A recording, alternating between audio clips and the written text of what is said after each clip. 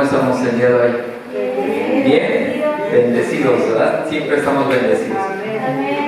Y bueno, quiero hablarte hoy acerca del título es La vida en el Espíritu, o mejor dicho, guiados por el Espíritu de Dios. Recuerda que cada uno de nosotros como hijos fuimos diseñados para vivir en comunión con Dios y por lo tanto ser guiados por Dios. Jesús, cuando estuvo aquí en la tierra, siempre fue guiado por el Espíritu, siempre se dejó guiar por el Espíritu. Por eso todas las cosas que Él hacía, no las hacía en el poder de Él mismo. Él siempre dijo, y la Escritura dice que Él se despojó de su divinidad, se despojó de sus atributos divinos, y todo lo que Él hizo, lo hizo en el poder del Espíritu Santo. Por lo tanto, podemos concluir, y la misma Escritura nos dice que Él fue el prototipo para que nosotros pudiéramos vivir. Él vino a mostrarnos que como hombre sí se puede vivir guiados por el Espíritu de Dios. Y bueno, la solución del Padre al problema del pecado que había en el hombre, pues es la naturaleza divina. Es lo que Él hizo, es el recurso que Él dio para que el hombre pudiera vivir, para que el hombre pudiera experimentar, para que el hombre pudiera expresar la vida de Dios aquí en la tierra. Y la Escritura, en la primera carta del apóstol Pedro, en el capítulo 1, versículo 18 al 20, cita así: sabiendo que fuisteis rescatados de vuestra vana manera de vivir, la cual recibisteis de vuestros padres, no con cosas corruptibles como oro o plata, sino con la sangre preciosa de Cristo, como de un cordero sin mancha y sin contaminación, ya destinado desde antes de la fundación del mundo, pero manifestado en los postreros tiempos por amor de vosotros. Entonces vemos cómo esta porción de la Escritura nos habla que nosotros recibimos, ¿verdad?, una manera de vivir, recibimos un estilo de vida, dice, de parte de nuestros padres, pero que también nos habla de que a través de Jesucristo recibimos salvación, recibimos vida eterna, pasamos a participar de la naturaleza divina. Y esa naturaleza divina es la vida del Padre impartida por el Hijo, que nos habilita para funcionar como la iglesia de Cristo aquí en la tierra, y todo esto es a través de la guianza del Espíritu Santo. Entonces nos damos cuenta cómo la naturaleza divina es la vida del Padre impartida por medio del Hijo, pero a través de la guianza del Espíritu Santo. Por lo tanto, el Padre no exige nada de nosotros sin que primero nos haya habilitado para ello. Nada de lo que Dios nos pide que hagamos, nada de lo que Dios nos pide que nosotros nos involucremos, es nada más así como que Dios dice: hazlo, a ver si puedes. Sino que hemos sido habilitados, hemos sido facultados por Dios para poder hacer todas esas cosas a las cuales Él nos ha llamado. Amén. Y fíjate lo que dice la segunda carta del apóstol Pedro en el capítulo 1, versículo del 3 al 4. Dice así: como todas las cosas que pertenecen a la vida y a la piedad nos han sido dadas por su divino poder, mediante el conocimiento de aquel que nos llamó por su gloria y excelencia, por medio de las cuales nos ha dado preciosas y grandísimas promesas, para que por ellas lleguéis a ser participantes de la naturaleza divina, habiendo huido de la corrupción que hay en el mundo a causa de la concupiscencia. Y esta porción nos dice que todas las cosas que pertenecen a la vida y a la piedad, dice que ya nos han sido dadas. Por lo tanto, nosotros cuando nos acercamos o cuando nos reunimos para escuchar la palabra, nos reunimos para escuchar todo aquello de lo cual ya participamos. Nosotros no nos reunimos o no le pedimos a Dios que nos dé bendición. Porque la bendición ya está en nosotros. Nosotros ya somos bendecidos. La Escritura habla en muchas porciones de la Escritura que nosotros ya hemos sido bendecidos, que nosotros tenemos bendición, que nosotros tenemos a Cristo impartido en nuestra vida. Entonces, el problema es, ¿qué es para ti la bendición? Porque para mucha gente la bendición solamente son cosas materiales, o la bendición solamente es economía, pero realmente eso no es la bendición. Es parte de la bendición, pero la bendición va mucho más allá de lo que nosotros podamos entender. Entonces, la bendición no va a llegar a tu vida, la bendición ya está en tu vida. Cristo es la bendición que está en tu vida.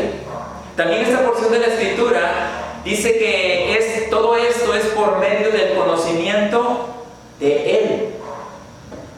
Y aquí es donde mucha gente se confunde, ¿verdad? Porque conocimiento de Él no es un conocimiento intelectual. El conocimiento de Él es un conocimiento por experiencia.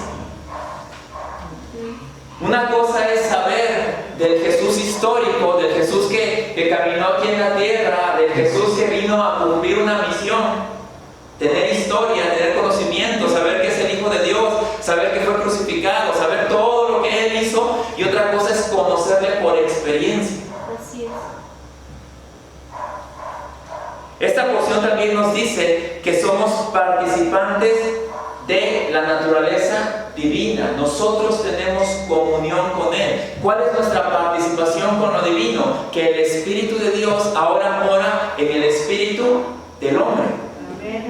Y de esa manera es que nosotros participamos de lo divino. No es que seamos dioses, no lo somos, sino que Dios habita ahora en nosotros a través de su Espíritu Santo, el cual está unido al Espíritu del hombre, y ellos tienen una comunión. Es de ahí que nosotros recibimos la guianza de Dios. El puente entre Dios y los hombres es el Espíritu. Es donde estamos unidos, es donde participamos juntamente con Dios.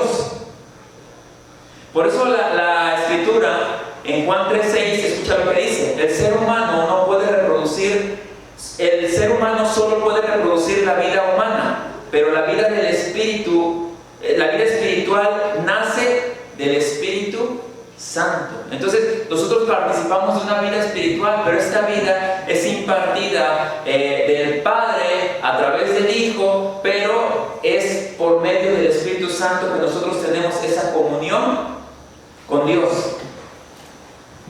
Ahora, ¿será importante conocer la verdad presente? Sí. ¿Y por qué hablamos de una verdad presente? Porque es la verdad que ahora nos gobierna a nosotros como hijos de Dios. Por eso es que hablamos de una verdad presente. La iglesia será competente si entiende la verdad presente. La iglesia necesita conocer la verdad presente. Pero ¿de qué hablamos cuando hablamos de la verdad presente? ¿De qué hablamos? De que Cristo habita en nosotros. De que tenemos un propósito eterno. De que tenemos un propósito eterno. Que es el propósito de Él, no es el propósito de cada uno de nosotros. ¿Qué más hablamos? Fíjate, la verdad presente nos muestra lo que es el nuevo pacto. La verdad presente nos muestra lo que es la gracia. La verdad presente nos muestra la justicia. La verdad presente nos muestra el reino. Entonces la verdad presente necesitamos entenderla porque es en donde nosotros ahora operamos. Es donde Dios nos ha colocado a nosotros en Cristo. Recordemos que la Escritura, y lo vamos a tocar, nos habla acerca de un antiguo pacto. Ese fue una verdad en su momento, pero para nosotros el antiguo pacto no es una verdad presente. La segunda carta a los Corintios, en el capítulo 3, versículo del 4 al 6, dice así: y tal confianza tenemos mediante Cristo para con Dios, no que seamos competentes por nosotros mismos para pensar algo como de nosotros mismos, sino que nuestra competencia proviene de Dios, el cual asimismo nos hizo ministros competentes de un nuevo pacto, no de la letra, sino del Espíritu, porque la letra mata, mas el Espíritu vivifica. Y dice la Escritura que nuestra competencia proviene de Dios. ¿Qué es la competencia? ¿Qué es lo que hablamos cuando hablamos de competencias? Capacidades, habilidades, poder, todo eso proviene ¿de quién?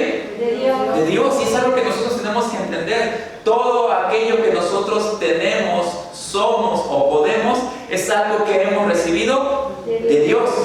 Pero cuando realmente lo valoramos y lo entendemos de esa manera, es que vivimos agradecidos con Él.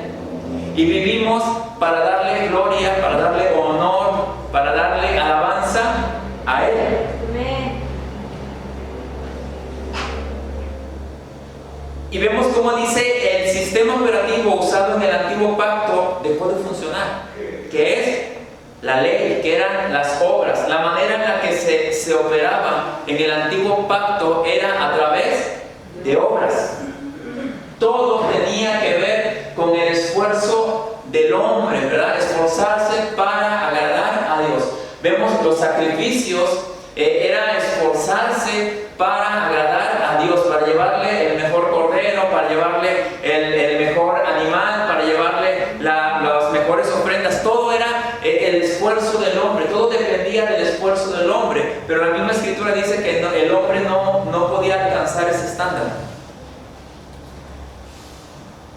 En el mismo instante en que Jesucristo murió y resucitó, se cambió el sistema operativo para que la naturaleza divina pudiera desarrollarse con efectividad en una nueva creación.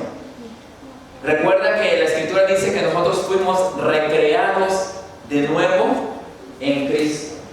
Tú me puedes decir, pero yo sigo siendo el mismo. Sí, pero no.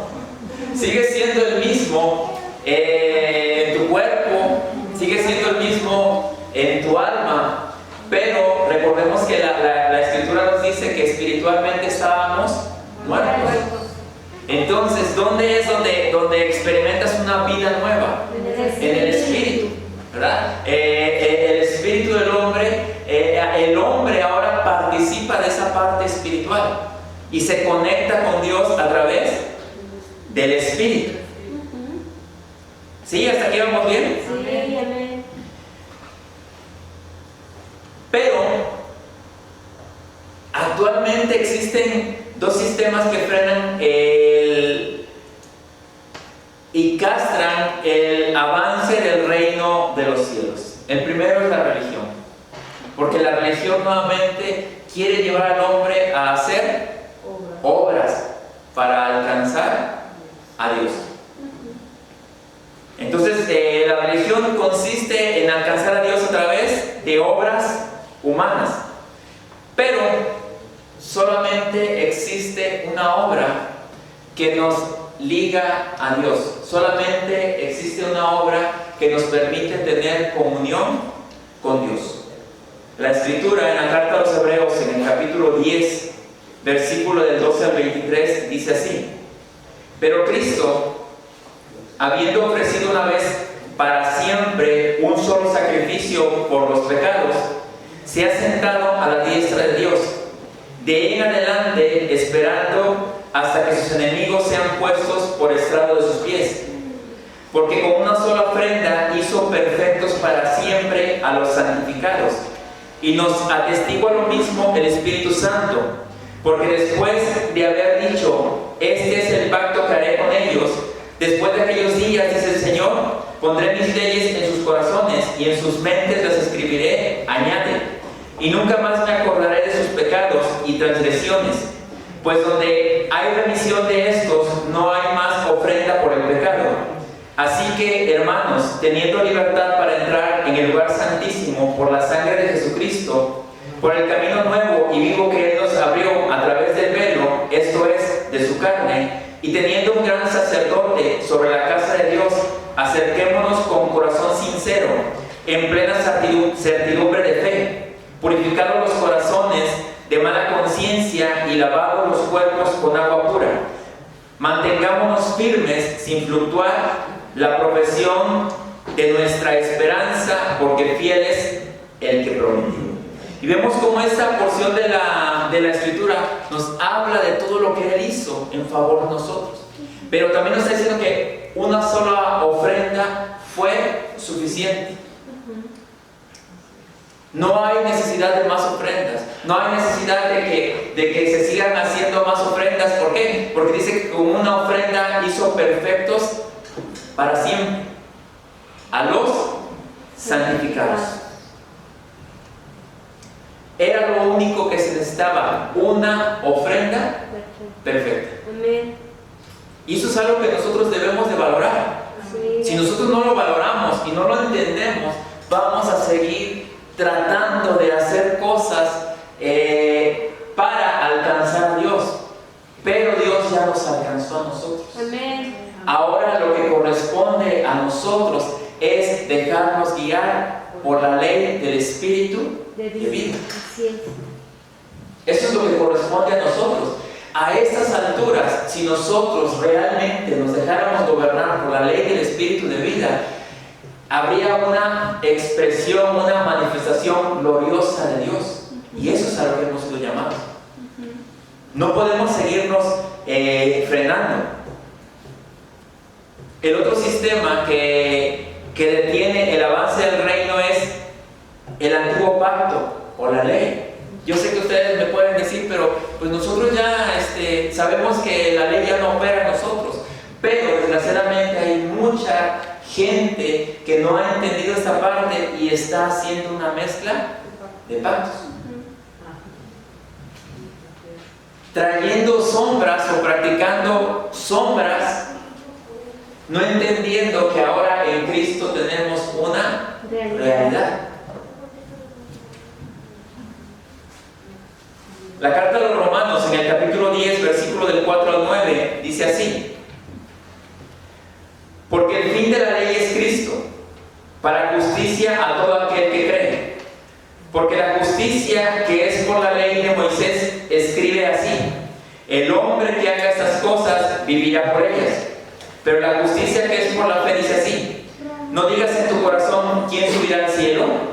Esto es para traer abajo a Cristo. O quién descenderá al abismo. Esto es para hacer subir a Cristo de entre los muertos. Mas, ¿qué dice? Cerca de ti está la palabra en tu boca y en tu corazón. Esta es la palabra de fe que predicamos: que si confesares con tu boca que Jesús es el Señor y creyeres en tu corazón que Dios lo levantó de los muertos, serás salvo. Y lo está diciendo, confesar con la boca, pero creer con el corazón. Ahora, cuando hablamos del corazón, ¿de qué estamos hablando? De tu mente, de tus emociones, de tu voluntad. Mente, emociones, voluntad. ¿De qué está hablando? A ver. Ahora, el corazón, cuando habla del corazón, no está hablando de tu corazón, ¿verdad? Que si lo quieres escuchar latir, no está, la Escritura no está hablando del corazón, del órgano que bombea sangre. ¿De qué está hablando? Mente, voluntad, emociones y conciencia. Es parte, fíjense, el corazón toca algunos componentes del alma, bueno, todos los componentes del alma, y uno del espíritu, que es la voluntad. ¿Sí? Entonces, si te das cuenta, cuando estaba hablando, no está hablando solamente del órgano, sino que está hablando de las emociones, intelecto y la voluntad. Y la conciencia, también es la conciencia. Entonces, si tú lo creyeres, es con todo tu ser. No es solamente que lo confieses, porque muchas veces se dijo, no, confiésalo y ya. Pero tú puedes confesar algo, pero si no lo vives, no lo practicas, ¿de qué te sirve? Tú puedes ir al médico y te puede prescribir un medicamento, una receta. Y tú dices, ya sé cuál es el medicamento, yo confieso que...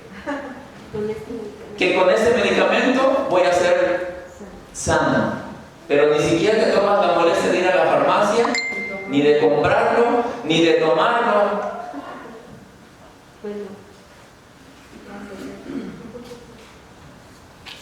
Creer en tu corazón implica vivirlo, tener esa experiencia, experimentarlo dentro de ti.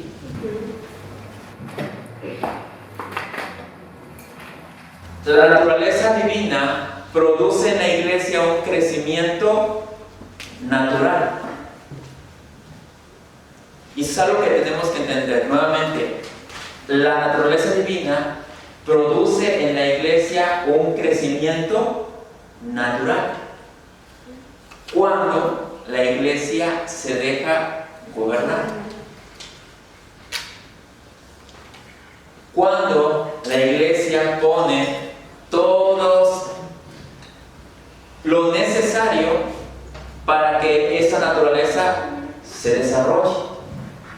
Hay gente que escucha que la naturaleza divina produce un crecimiento natural y dice, ¿ya para qué me reúno? ¿Ya para qué? Si es natural. ¿Eso es natural? No, eso es antinatural.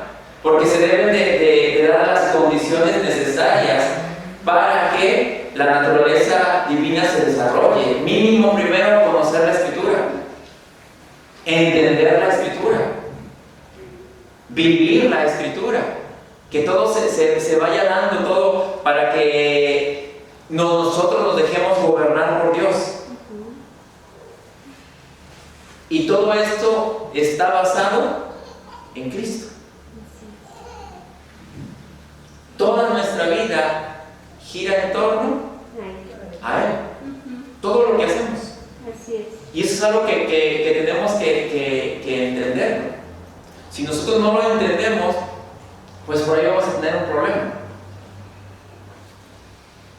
Y tú te vas a dar cuenta cómo en el mundo va a empezar o están generándose problemas por eso. Porque quieren comenzar a sacar a Cristo de todas las cosas, de todas nuestras vidas. Leía yo un artículo en la mañana que dice que ahora ya no se dice feliz Navidad, ahora tienes que decir felices fiestas. Por la inclusión, no vayas a herir a alguna persona. Pero después, acuérdate que la vida, que nuestra vida, aún nuestros días, nuestros años, están contados en un antes y un después de Cristo. ¿Sí? Estamos viviendo en el año 2000, ¿qué? 21 después de Cristo. ¿Y después cómo van a decir? Estamos viviendo en el año 2021 después del suceso. ¿Cuál? La muerte y resurrección de Cristo. Pero si te das cuenta cómo quieren empezar a hacer cosas que no. Pero nosotros que entendemos, que conocemos, debemos de saber que Cristo es nuestra vida. Amén. Y eso es algo que también tenemos que abrazarlo, entenderlo y mostrarlo a los demás, porque si nosotros, que somos los encargados de mostrarlo, de que los demás lo conozcan, no lo hacemos, ¿quién lo va a hacer? Escucha esto. Si los alcanzados, ¿quiénes son los alcanzados? Nosotros. No desarrollan la genética del Padre, no habrá transformación al pasar, y al pasar del tiempo se estará luchando con un creyente que no ha sufrido una transformación, porque aunque tiene la naturaleza divina, nunca la desarrolló. ¿Y sabes cuál es el problema que está pasando ahorita en la iglesia? Es gente que tiene la genética divina, pero que no ha habido una transformación. Y ya pasó el tiempo y las iglesias o la iglesia está luchando con gente que, aunque porta la naturaleza divina, sigue siendo igual. no ha entendido, no ha valorado, no ha abrazado estas verdades eternas que nosotros tenemos. Se está batallando con una iglesia infantil. Y ese es un problema. Y es un problema muy grande. Porque ¿qué le espera a las próximas generaciones si en este momento estamos batallando con una iglesia infantil? Gálatas 4:1 dice así: pero también digo, entre tanto que el heredero es niño, en nada difiere del esclavo, aunque es señor de todo. Imagínate una iglesia niña, dice que en nada difiere del esclavo. La pregunta aquí es, ¿cuáles son los beneficios de un esclavo? Ninguno. No lo hay. Dice, entre tanto que el heredero es niño, en nada difiere del esclavo, aunque es señor de todo. Si continúas leyendo esta porción de la escritura, dice que el que es niño sigue bajo tutores, sigue bajo gente que lo sigue guiando hasta que alcance la madurez. Y realmente recuerda que a nosotros no se nos ha enseñado que somos ovejas, sino que somos hijos. Y estamos llamados a una madurez para tener una expresión de vida aquí en la tierra, para que Cristo sea expresado aquí en la tierra. Pero si nosotros no avanzamos, todo el tiempo vamos a tener la necesidad de estar bajo tutores. Por mucho tiempo el pastor hizo esa función, ¿no? Tenía problemas Luceli con su esposo, va el pastor a hablar con ellos, ¿verdad? Para que miren, reconcíliense, miren. Y siempre ahí estando. Pero ¿de quién es la responsabilidad? De Luceli, de ella. De ella con su esposo. O sea, si te das cuenta, tienen problemas los hijos de una pareja, que venga el pastor. ¿Quién es el responsable? El matrimonio. El matrimonio. De educar a los hijos. Sí, de educar a los hijos. Alguien por ahí decía que tenemos tantos asuntos importantes como iglesia que resolver, que no podemos estarnos deteniendo en asuntos domésticos. Imagínate que todo el tiempo, y aquí no pasa, realmente aquí no pasa. Pero en otros lugares, con pastores que yo conozco, están en un lado, y están en otro lado, y están en otro lado, y están en otro lado, resolviendo asuntos domésticos. Tenemos asuntos importantes como hijos de Dios que resolver y no podemos estarnos deteniendo en asuntos domésticos. Es más, en nuestro círculo como hijos de Dios, no deberíamos de tener o estar batallando con asuntos domésticos. ¿Por qué? Porque tenemos la palabra, tenemos la instrucción, tenemos la guianza, tenemos un entendimiento, tenemos todo para poder vivir de una manera excelente aquí en la tierra. O sea que esos problemas, esos asuntos domésticos ni siquiera deberían de existir. ¿Pero por qué existen? Por inmadurez, porque no hay un entendimiento. Realmente no hay un entendimiento de lo que la Escritura nos ha llamado. No hemos entendido, no hemos dimensionado a qué hemos sido llamados como hijos de Dios aquí en la tierra. No fuimos llamados nada más a encerrarnos en 4 paredes para cantar, dice el pastor Tommy Moya, 3 rápidas y 3 lentas. Aprendernos un versículo de la Biblia y nos vamos a nuestra casa y regresamos a los 8 días. ¿Para eso creen que todo lo que Dios hizo para eso? No. a estas alturas deberíamos de estar ocupándonos de asuntos mayores. Pero si no hay un crecimiento, vamos a estar batallando con cosas de niños. Fíjate lo que dice la Escritura: yo soy la vid, vosotros los pámpanos. El que permanece en mí y yo en él, este llevará mucho fruto, porque separados de mí nada podéis hacer.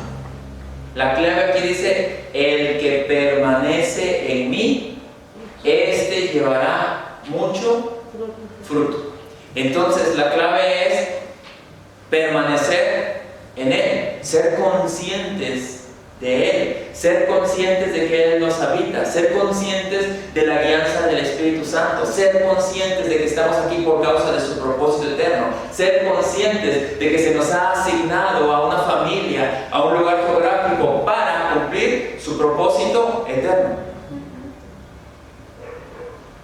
Pero todo esto él dice, unidos a él, dice: porque separados de mí nada podéis hacer.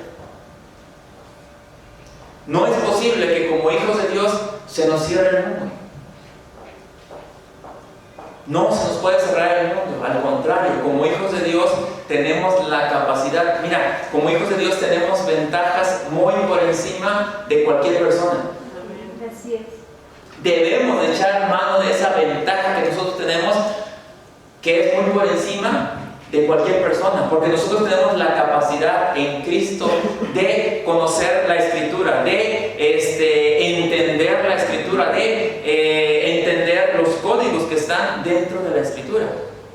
Tenemos esa capacidad en Cristo. Es una ventaja que aquellos que no están en Cristo no la tienen. Tú le hablas a personas acerca de cosas espirituales y ya no sabes qué decir, no sabes si reírte, llorar o qué hacer. ¿Por qué? Porque no las puede entender. Ayer yo platicaba con una persona y le hablas cosas espirituales y la verdad dices, ni cómo echarle la mano. Pero nosotros tenemos esa capacidad, entendemos cosas espirituales, las logramos, Dios nos da esa capacidad de entenderlas. Tenemos una ventaja, es una ventaja muy grande que tenemos hacia aquellos que no las pueden entender. Pero ¿qué estamos haciendo? ¿Estamos echando mano de esa ventaja que tenemos o no estamos haciendo nada? Nosotros no podemos hacer nada separados de Cristo, pues Él es la cabeza, Él es el fundamento, Él es el cimiento, Él es, dice la Escritura, el autor y consumador de la fe. Así es.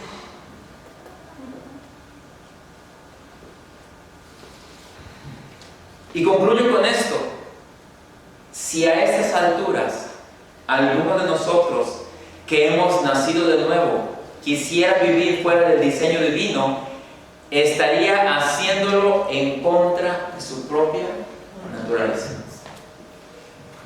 Porque ahora nosotros pertenecemos a la naturaleza divina. Y si ahora tú quieres vivir fuera de ese diseño, estás haciendo las cosas en contra de tu misma naturaleza. Y ese es un problema muy grande. Querer hacer algo en contra de tu naturaleza. Así como aquel que quiere alcanzar a Dios a través de sus obras lo está haciendo en contra de su naturaleza, también aquel que ahora, estando en Cristo, quiere vivir una vida como si estuviera desligado de Cristo, también está haciendo las cosas en contra de su propia naturaleza.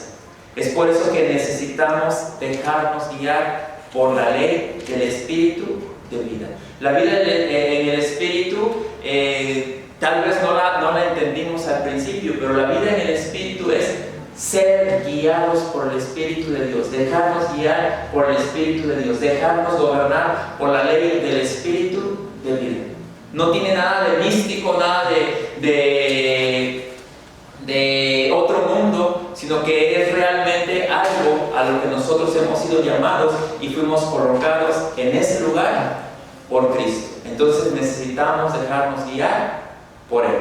Amén. Oramos, Padre, gracias por darnos a tu Hijo, Señor, y gracias porque a través de Él tu Espíritu Santo está en nosotros. Gracias porque nos permites participar de lo divino, pero ahora te pedimos que nos des el entendimiento, la sabiduría, la fortaleza para que nos dejemos guiar por tu Espíritu Santo, para que podamos expresar tu grandeza, para que podamos mostrar a este mundo la grandeza que tenemos como hijos tuyos, Señor, para que podamos mostrar a este mundo que tú eres Dios, que tú eres Padre eterno, que tú eres el Señor de señores y que a través de ti es que podemos lograr todas las cosas. Te agradezco todo esto en el nombre de Cristo Jesús. Amén. Amén. Y bueno, pues nos despedimos y invitándoles a que sigan compartiendo este mensaje, que este mensaje llegue a más personas y que puedan conocer esta palabra. Nos vemos a la próxima.